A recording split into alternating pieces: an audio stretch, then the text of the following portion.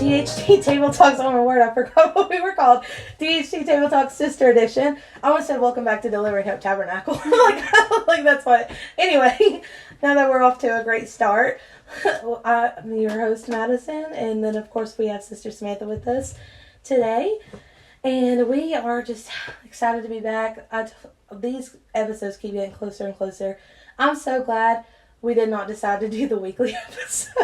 Me too. We would be in trouble. We would. But I'm excited to be back too. I always look forward to them because even though, we're obviously not talking to you directly, you're not sitting in front of us, I still feel like we have a community here. And I kind of like if people are listening, people have responded, people have reached out and said, this testimony is still helping me. Right. I remember when you said this, and so it's just nice knowing that it's not just us here, but that you all are listening. Yeah. And so I really like that about this podcast. Me too. And I love doing it. Like, it's so much fun. Like, me and Samantha will, be like, well, I think we should talk about this week or that. And it's so much fun getting to plan it and just... And then after the podcast, we're like, wow, that went even better than we imagined. Because, like she said, it literally feels like you all could be right here in this room. Like, we're actually talking to y'all. And, like she said, the response we've gotten is, so great. And it's just cool. Like, I love doing it. It is. It's kind of, not putting, roses on us. But it's just, it's proof that whenever God gives you something to do, mm-hmm. whether it seems big or small, we started this and didn't know if it would go anywhere. Right. It kind of seemed like, well, we'll try it. And if it goes anywhere, then we'll keep doing it, Yeah. But we've seen how God has just used this to help other people. Yeah. And that's just amazing. Yeah. And it's just, when you will be obedient and just be willing to step out, even though it's uncomfortable. Because sometimes, when I think about coming and doing the podcast, I'm like, I'm having a rough week. How can I go and be encouraging when I'm having a rough week or, whatever. And I get here, though, and then we start talking, and it's like the Lord just comforts me in some of the things that we read. Yeah. Hearing you talk about testimonies and just the different, when Timothy was here, and Timothy was talking about, different things, and I get fed doing a podcast with the intent of feeding other people. It's just so cool how that works. It's like a full circle, It really is, because in a way, you would never think of a podcast as ministry, because there's so many podcasts that are just, random... People do them, about anything. People have them specifically where they just review food. And, you don't think of a podcast as being ministry, but like you said, it's something that I feel like has helped people, but it also does help us. Mm-hmm. We talk through things that, when we come in the room, I feel like sometimes we don't know where it's going to go.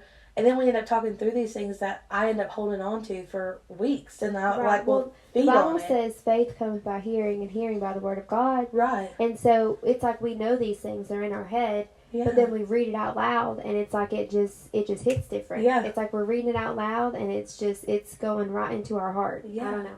And this is what I think probably our 12th episode today. I think so. And it's so funny how this all started. And I'm sure we talked about this when we did the first episode, but that seems like ages ago.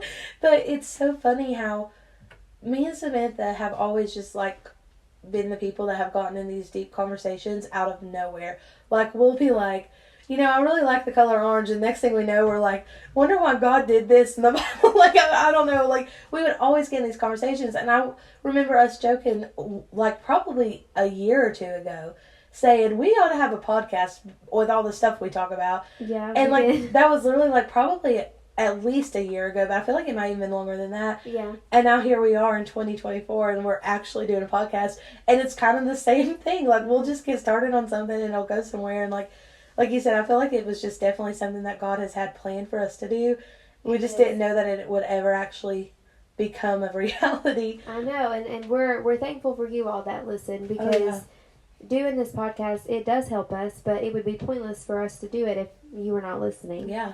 And so I'm thankful for everyone that listens, everyone that has responded. And if you know somebody, all the podcasts are saved on, either YouTube or Spotify. Mm-hmm. You can send it. Yeah. To somebody. It doesn't even have to be that they listen to every new episode.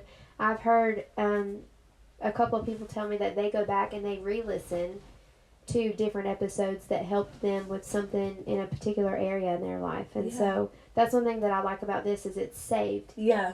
Sometimes with preaching, what I'm saying about a podcast and the type of ministry that this is, you're in a service, you get fed, the Lord helps you, and then a month down the road, you don't even remember what was preached. Right. But like a podcast, you can go back and you can listen to it over and over again. So it's kind of a unique type of ministry that I'm thankful for, because it's just reaching people that I never imagined that it would reach. And, to God be the glory for that. We're not taking the glory for that. But I'm thankful for how God has taken it. And I'm thankful for how he keeps he keeps filling our mouths. Because like Madison said, we've gotten here before and we're like, we don't really know where this is going to go. It's like unscripted. Yeah. Like we kind of have like an idea, and then it's like the Lord just shows up and he just fills our mouths. Yeah. And I'm thankful for that. Me too.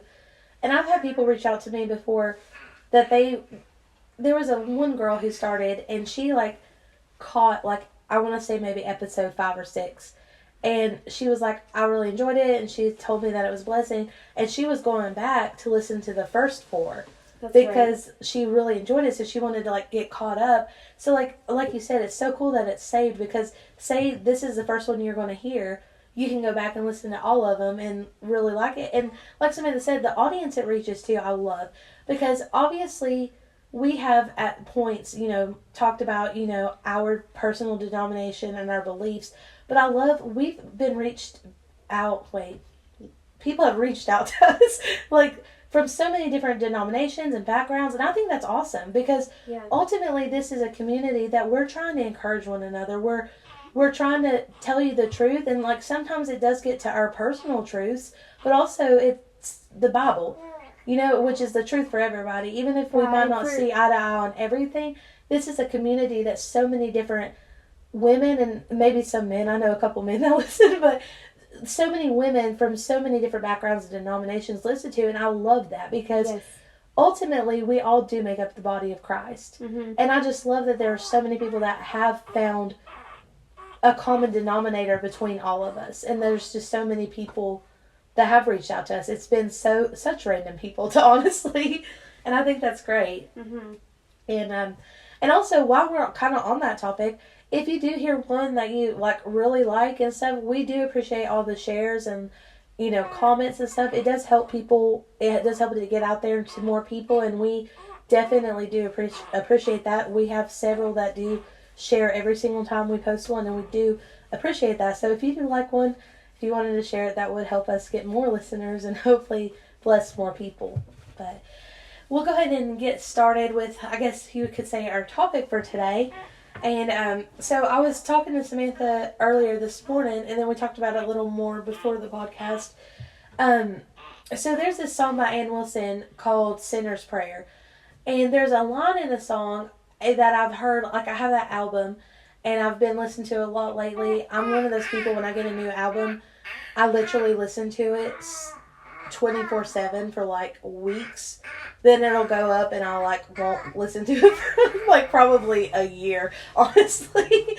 But I'm just like, I don't know, I'll get like hooked on music for a while, and then I'm just like done for like with that artist for a minute. But that song, I've been hearing it a lot because that album's just been playing a lot on my feed and stuff, so I've just been like listening to it a lot. And a line in that song, in the chorus of that song, says, "Can broken still be holy?" And I told Samantha, I was like, I loved that. It just, I don't know, it just intrigued me. Every time I would hear the chorus of that song, that line specifically would reach out to me. I couldn't tell you probably half the words in any of the other parts of that song, but that one line keeps just coming out at me. And I was talking to her about it. I was like, like we talk on here all the time about living a victorious life and not staying in a broken spot, and not, living in this place of, just constant, I guess you would say like desperation, constant just fighting all the time, because you don't have to stay in that place. And I feel like that is so hard for a lot of people to understand, and it's so hard for me sometimes. Like, I've been in places, that I felt like there was just no hope, there was no way out.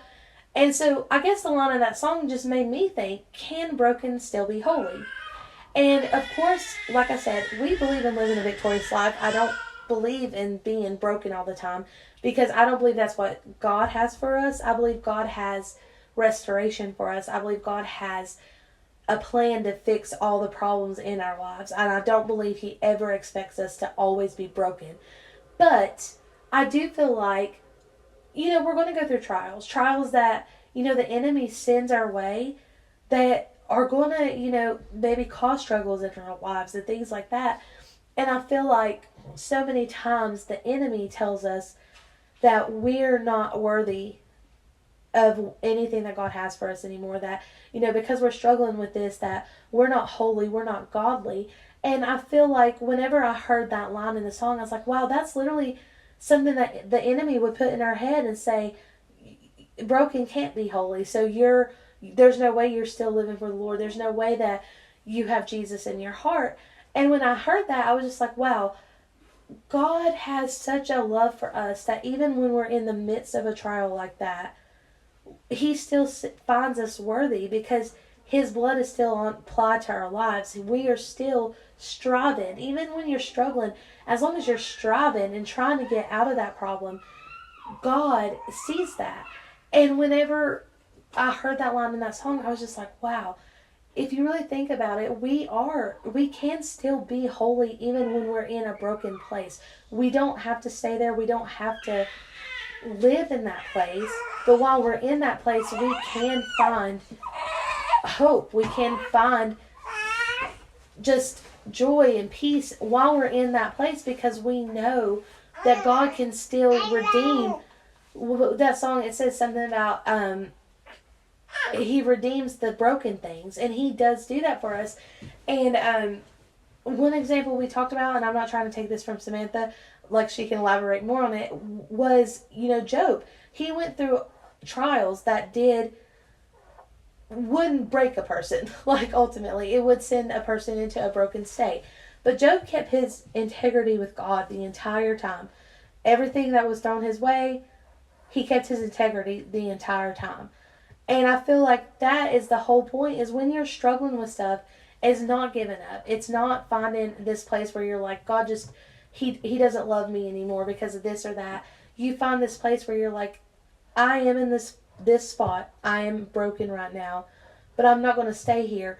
And you find this integrity that you're like, I am still a child of God. I am still godly. I am still all these things. And you will find yourself at the end coming out of this, and you're not broken. You are restored, and you have all this, just everything has come back to you. Just like with the story of Job, at the end he got twice as much as he had before. God gave him all of his children back, and he had twice of everything he had before. Right, and I think one thing to look at when you're in like the rough, right? Like things are just hard. You can look at it as I'm struggling, I'm broken, whatever your circumstance looks like. I can hold on to God and I can come out on the other side victorious. Yeah. Or I can throw away everything in God that I know and live for the devil, and you're still going to be broken. Right. So, I mean, honestly, which one is the better option? Yeah. Holding on is the better option. Absolutely. I love when people say this. There's a gentleman in our church, and he always says this. He tells the night that he got saved, and he'll say like the next day after that, and he'll say, one day was already too far for me to turn back. Right. Whether you get saved and you're off that altar an hour or 50 years. Yeah. We have come too far to turn back. Absolutely. And so no matter what we go through, no matter what the devil is trying to throw at us to take us out, if we throw it all away and we just give up our hope, we throw, our walk with God away and start living for the devil, it's not going to get any easier. Exactly. It might for a moment, it might seem like things are going to be easier, but the person that is fighting for you and that is ultimately the one that can deliver you out of all those things would no longer be on your side. Right. You would be living for the devil. So it doesn't make any sense, but the devil gets us so blinded to where we think, it would be better. The grass is greener on the other side and blah, blah, blah. And I love the saying, no, the grass is greener where you water it. Exactly. I love that too. It's not always greener on the other side. And it's so sad when people have to find that out the hard way. Yeah. And then their lives, that's when some people, it's so sad when people backslide and it's like they never make it back to the house of God because they get so far out there. They get their lives become so wrecked that they don't even know how to find their way back But in that season of brokenness, if they had just clung to the one that could fix it, yeah, you know, yeah, it's just a season. yeah. You're not going to be broken forever. You're not No. going to be in this struggle forever. You're Not not at going to all. be, you can still be holy and you can still live for God despite adversity. You Yeah. can look the devil in the face and you can say, I don't care what is coming against me. Yeah. I'm living for God. Because no matter what, the ultimate goal is to go to heaven. Right. You know, God is merciful and He's wonderful, and we can have a wonderful life down here. Yeah. But the ultimate goal is to go to heaven. It's not to, you know, for everything to be perfect all the time. Right. The ultimate goal is to go to heaven, and the only way to do that is to hold on and to live for the Lord. Yeah, exactly. And I feel like, too, with, like, Job, like, the devil's whole point of that was just to try to see if he could get Job to curse God. That was the whole point of that. Mm-hmm. And that's ultimately what the devil's doing to us. All the things we go through when we are in those broken places. The devil is sending those attacks, just trying to see, well, this didn't get him, so will this. Like, that's what the devil's doing. And when you do give in to that, and so, like Samantha said, like, you know, so it's so sad when somebody backslides. Let's think about that for a second. When you do give in to that and you backslide, first of all, like she said, it might be easier for a season because two things. The devil wants you deceived. So he's going to lay off of you for a minute.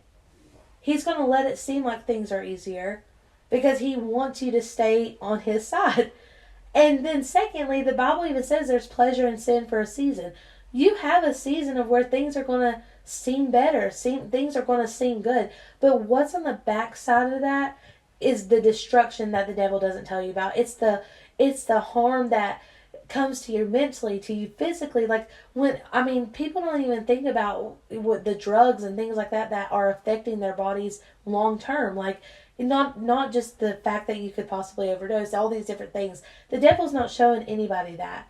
The devil is just showing you the fun times. The fun times, yeah. And I feel like, you know, for me personally, I remember a time in my life that happened, and I was struggling with things, and it was just like different things going on. And the point that I wanted us to make today is the goodness of God when you are in a broken spot, that He doesn't turn His back on you, because as long as you are still living godly and are still doing all these things, God is there for you.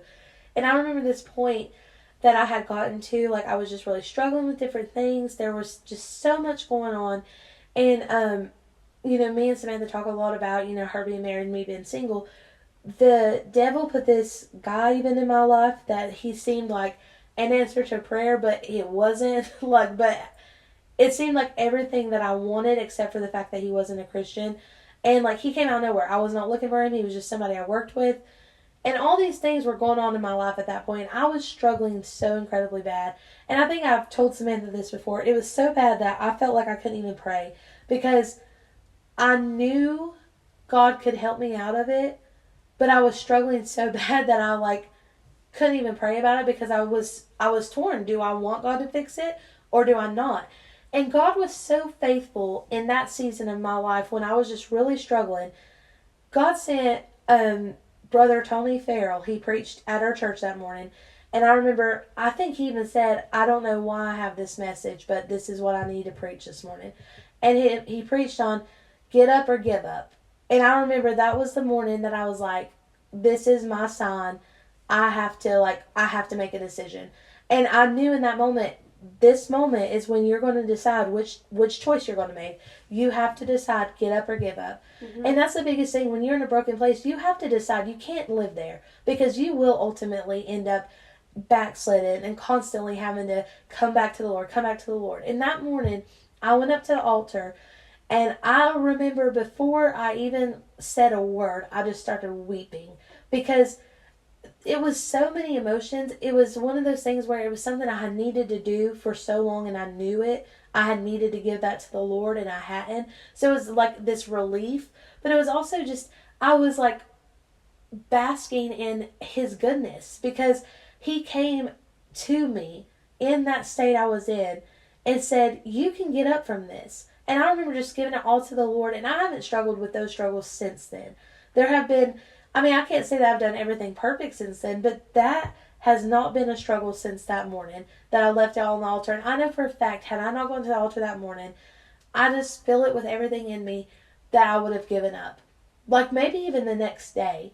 Like, that's how, like, close sometimes I feel like it was. But God was so faithful that He didn't let it get there. Because the enemy had attacked me. The enemy had done these things. And I was dwelling in the brokenness. And that's something that we cannot do. We cannot dwell in the brokenness. That's right. We might be in that struggle. We might have to pray our way out of it. But we cannot stay there. We cannot accept it. We cannot just be there and just say, this is what it is. This is what it is for the rest of my life. That's not what God called us. God did not call us to be broken.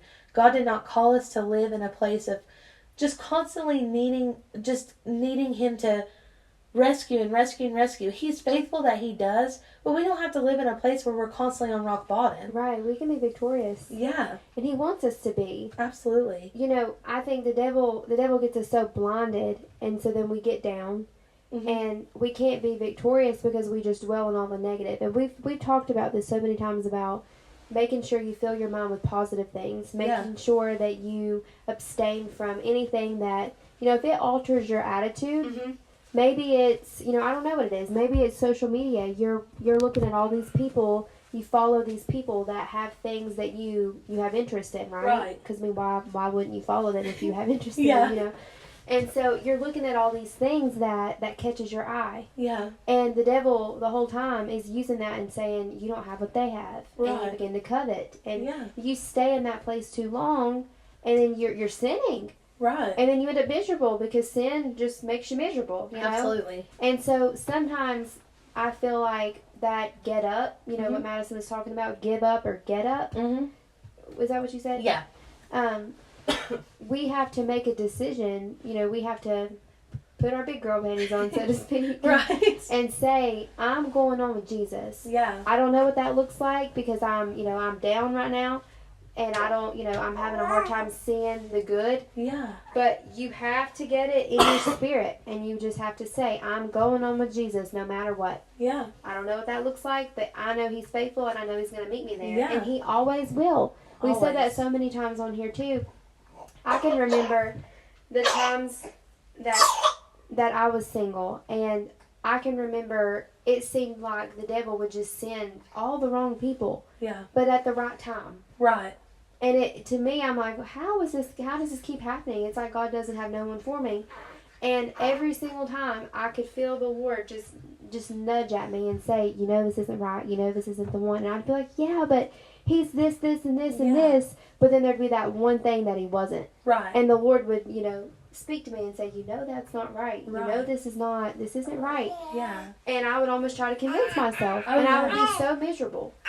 And I testified about this on Tuesday night at our midweek service about how I'm living the life now that I always hoped for. Right. And you can too. Absolutely. We all can. But we have to decide, I'm living this life for the Lord no matter what the devil throws at me. Absolutely. And I completely agree with that. And, and like I had kind of mentioned about that guy that, had kind of come in my life at that time that I was dealing with all that. I remember, like you said, sometimes we'll get so blinded that we're like, it checks off every box. And it'll, be that one important box, but we're like, we have 10 boxes and 9 of them are filled, so really, it's okay. And I remember me and my mom even having a conversation. I remember this one day, she was like, you just know that, that's not who you should be with. And I was defending it, up and down, absolutely not. And I remember my mom's, just saying, that's not who you should be with, blah, blah, blah. And I remember being in such a place that I was just like, but I'm not getting a godly guy. He's not coming. And that's what the devil, he'll rush you to where you feel like, I have to say yes to this because there's nothing else. So this is good enough. Yeah. And he's a liar. Yeah. And I remember that's how I felt. And I mean, you and I even talked, at that point, that was when you all were still living with us because you were in the process of building your house. And I remember you even said when I would talk about him, you could see the light in my eyes was gone. I remember you telling me you knew that I knew it wasn't right for me, but you could tell I was in a spot that it was just like You were surrendering. Yeah. I felt like you were surrendering your true desire in what you desire. You know, I don't know what all that is. I know a little bit. You told me, but you know what you desire in for God to send you. And I felt like you were just surrendering, and you were just going to give up what you really desire, to just have a little bit of what you desire. Yeah. He didn't meet everything, but he was good enough. Exactly. And when God, you know, for you girls that are listening out there today, I can promise you that God knows things about you that you don't even know about yourself. It says that he'll give you the desires of your heart. And I believe this. I have married a man that has, you know, qualities that I didn't even realize I desired. And that sounds crazy. But it's so true. I married him and I thought, I love this about him. I love that about him. But I didn't even know that he would possess that because I wasn't married to him. You know, I didn't live with him. I didn't know all the things, you know, I wouldn't see how he would lead our family. I wouldn't see how he would, you know, be the dad that he is to our kids. Be the spiritual leader in our home. I knew, you know, kind of an idea of what I desired, but I didn't truly know. But God knew what I needed. And so that's why it's so important, if you're talking to someone, if you have the slightest doubt, cut it off. Just trust God, because God knows best. And I can say that God has given me someone that is everything I ever wanted, and so much more. I mean, Timothy possesses qualities that I didn't even realize I desired in a godly man. That's awesome. But I see them in him, and I think, you know, God gave me the best. And I think every girl should feel that way. And he has his best for you, but you have to wait for it. You know, you can't just take the first person that the devil sends your way. And you never know, the first person that comes your way may be the one God has for you. You have to pray and decide that for yourself. And, you know, trust and believe and, you know, listen to what God is telling you. But don't settle. No, don't. You know, you don't have to settle for what the devil has, because God, if you enjoy what the devil has, imagine how much you can love what God has. Well, and I feel like too, I know there's several single girls that do listen to this, because I feel like me and Samantha kind of get each category to reach out to us. Like, I feel like the married women reach out to you more, and the single women do reach out to me. And so as somebody that is still currently single, but like did deal with that, I feel like I can also give encouragement to you all that are still in your waiting season as well, is that God, when you just surrender it all to him, you quit living in whatever it is, like whatever that struggle is, whatever that brokenness might be in your life, when you quit living in that, God will give you a peace even in your singleness. I mean, I can't say that there aren't still times that, like, I struggle with being single, of course, like, but I am nowhere close to the place that I was back when all that was going on. Nowhere at all.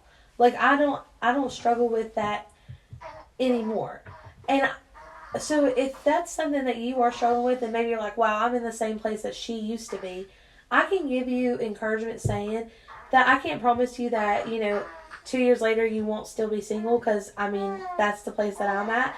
I cannot promise you that, but I can promise you that God will satisfy you in every other way that in your life that you don't even really half the time even realize that you're not in a relationship, because he's provided you with, you know, friendships. He's provided you with family. He's provided you with all these different avenues of relationships that, you know, I don't even think about it half the time. Like, I mean, like I said, there are still times that I struggle with it, but at the same time, God has just given me such a different outlook now to just enjoy the seasons that I'm in. Whenever they come, I just try to take it with a grain of salt and be like, this is this season.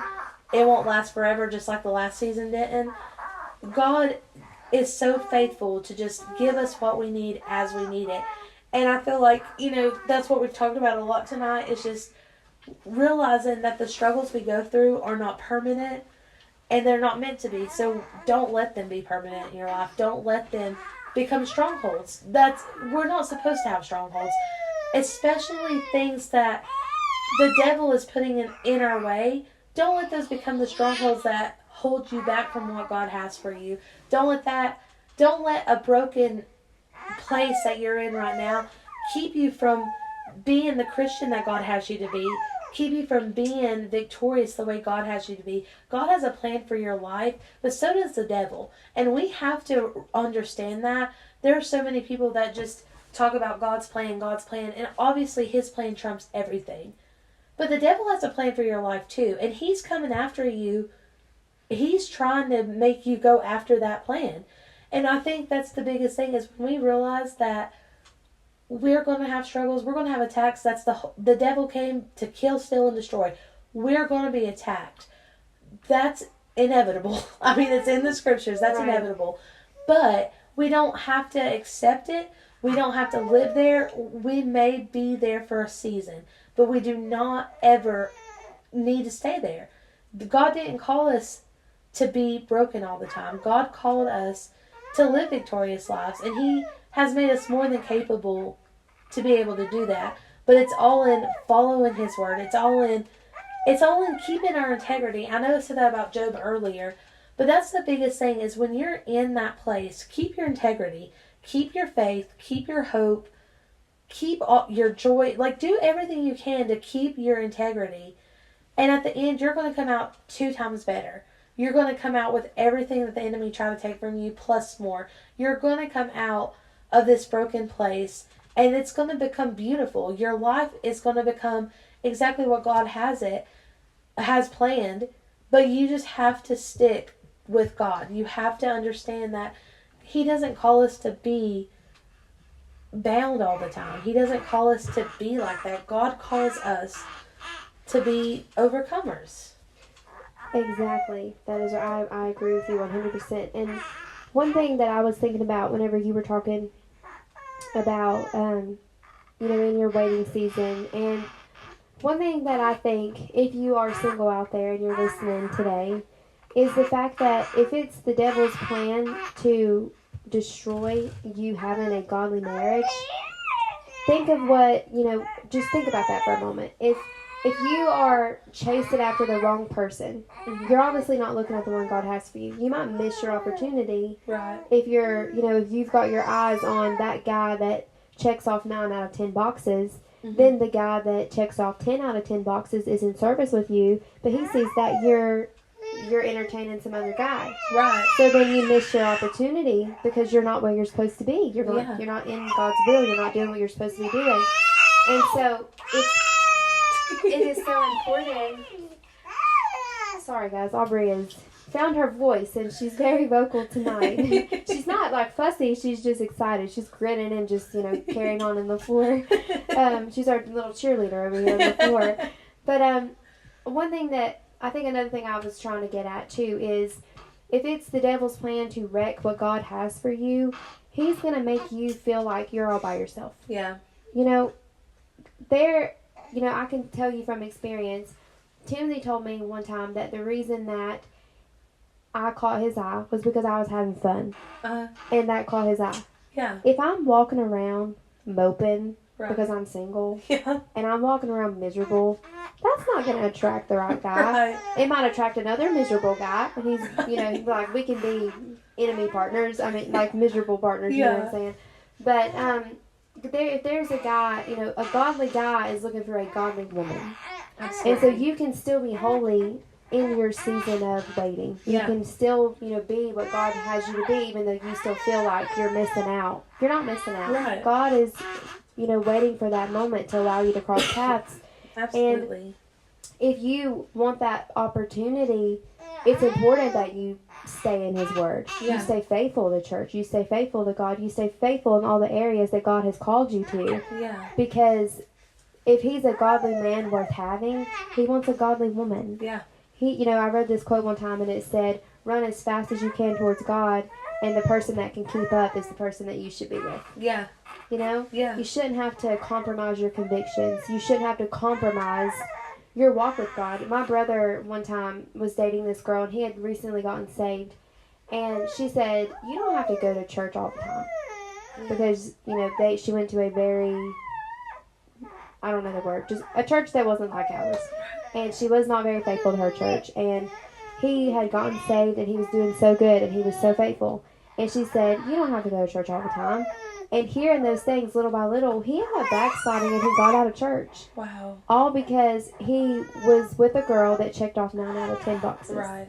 But she wasn't faithful like he was faithful. And so that's why it's so important to be with the person God tells you to be with and to stay away from the people that God tells you not to be with. Right. Because it may seem harmless in the moment. Right. And it may be pleasurable. You know, there's pleasure in sin for a season. Yeah.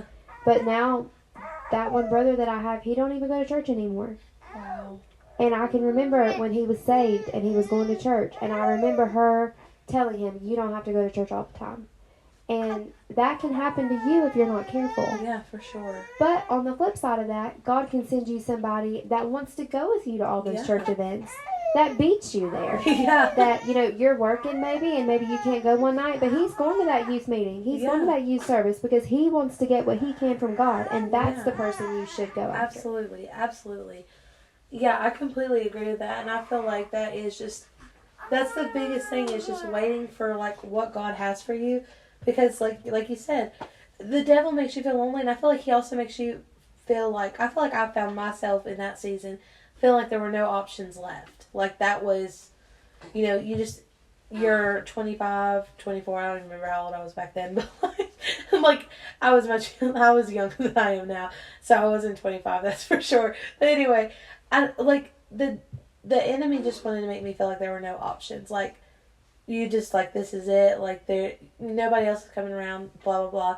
And, like, I feel like that's what the enemy wants to do. He isolates us. He makes us feel like this is the only option. You're alone. You're this. You're that. All these things. And I feel like ultimately our point today is just that, to answer that question, yes, you can be holy in the struggle. You can be holy in the waiting season. You can be holy in a broken place, in a broken season, I want to say, because it's not a place that you ever stay.